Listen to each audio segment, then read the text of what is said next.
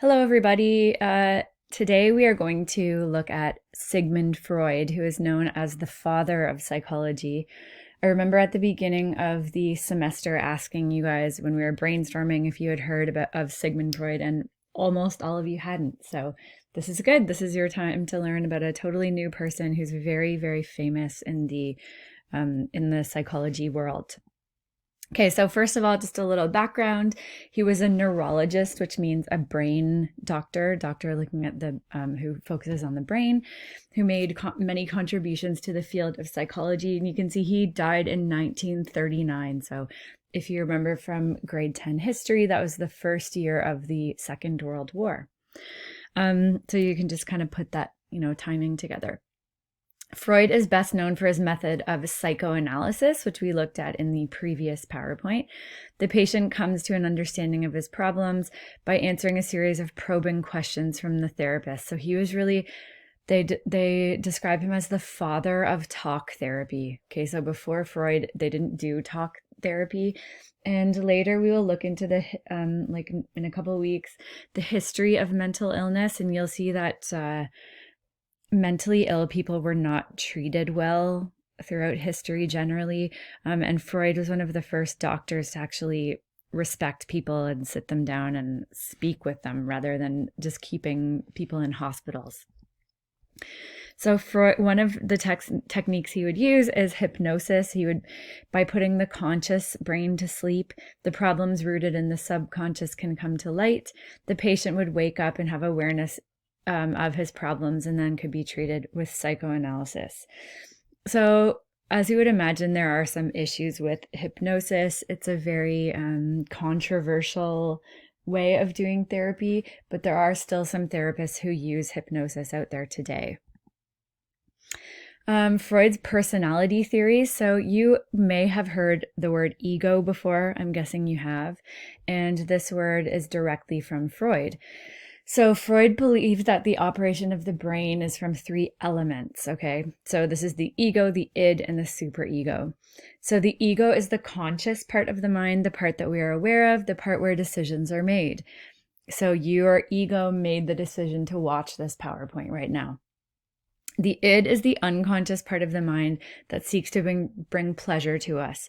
So if you had used your id right now, maybe you wouldn't be doing any work at all and you'd just be laying there, I don't know, on your phone. The superego is the moral aspect of the mind, and it tells us what we should do and not do. So you're also using your superego. Sometimes your superego and id can really be in conflict, according to Freud. So the pleasure versus what you know you need to do.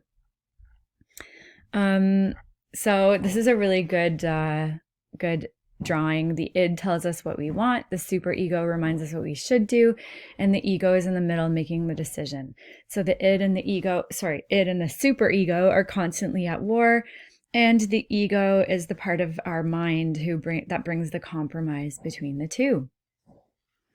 And Freud went further with this theory and looked at how having too much id would kind of play out later on in somebody's life. So too much id, too self-centered, always take what they want, they're childish.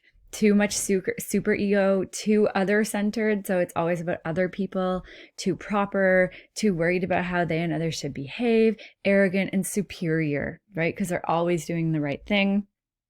And a dominant ego, playful but not reckless, responsible and not rigid. So that's more of a balanced person, which I think we all want to be. You are going to watch this video, and this is an interesting topic. We're not actually going to look at this too much, but it's just an interesting one. It's pretty difficult to understand, but we're going to look at it anyway. So Freud proposed that all children experience a desire to have a sexual relationship with their parent of the opposite sex. Okay, so Freud was very kind of sex oriented, and you'll see this as you watch more about Freud and learn more about Freud. The child wants to eliminate the parent of the same sex who stands as a rival for the affections of the opposite sex parent. Okay, keep following here. For an example, a young boy may wish that his father was dead so that he could have his mother to himself. Freud believes that this desire comes from the from the id, and is therefore unconscious. The superego tries to convince the ego to say no. The ego fears the consequences of expressing this desire and realizes that these drives cannot be satisfied. Blah, blah, blah, blah. So anyway, what Freud is really saying here is that he's kind of trying to explain why fathers and sons will have close relationships and mothers and daughters will have close relationships. You don't need to really understand this, but you'll hear about this, and I just wanted you to know that Freud was the one who came up with this theory. Boys try to be as much like their fathers as they can, and girls try to be as much like their mothers. By being similar to the same sex parent, children can vicariously enjoy the love that the opposite sex parent expresses for the same sex parent. Got it? Phew! Okay, something else you would have heard of possibly is a Freudian slip. So this is when somebody says something accidentally and they do a little slip of speech. And Freud believed that this is the unconscious coming out in their speech. So unconscious desires can be seen in mistakes while speaking. So for example, let's say there's a note, a parent writes, "My son is under the doctor's care and should not take gym class. Please execute him." Okay, so execute is the slip there. Please excuse Jimmy for it was his father's fault. Get it? Not for being late. If you want to watch some examples of Freudian slips, these are actually pretty funny. I would recommend you watch them on TV and news. One of them is pretty old, but that's okay. They're pretty funny. And now, I would like you to watch this Freud documentary, and there are some questions attached to this assignment that you're going to answer while you are watching the video. You're going to learn all about Freud in this video. It's pretty interesting. There's lots of stuff that you would never imagine. So yes, please complete this work. Thank you.